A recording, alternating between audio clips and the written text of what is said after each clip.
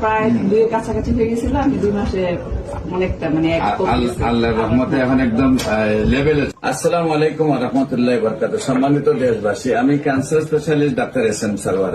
আজকে একজন সেই বিজয়ী মানুষ, ওনার পরিচয় আমরা তুলে ধরছি। বিশেষ করে ওনার কিডনি পয়েন্ট এখন আছে, আপনাদের সামনে তুলে ধরছি আমরা একেবারে 1 পয়েন্টে, একেবারে ভালো।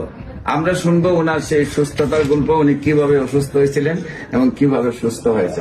আপনার নাম? আমার নাম লিপি। আপনার স্বামীর নাম?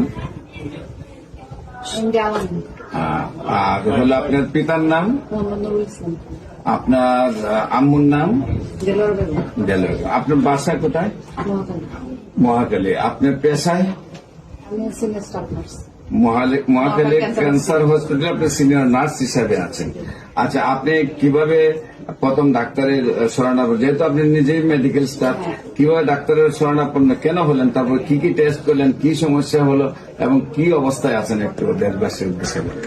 আমার প্রথমে মানে ব্লিডিংটা, ব্লিডিং হচ্ছে অনেকদিন থেকে, প্রায় 5-6 মাস।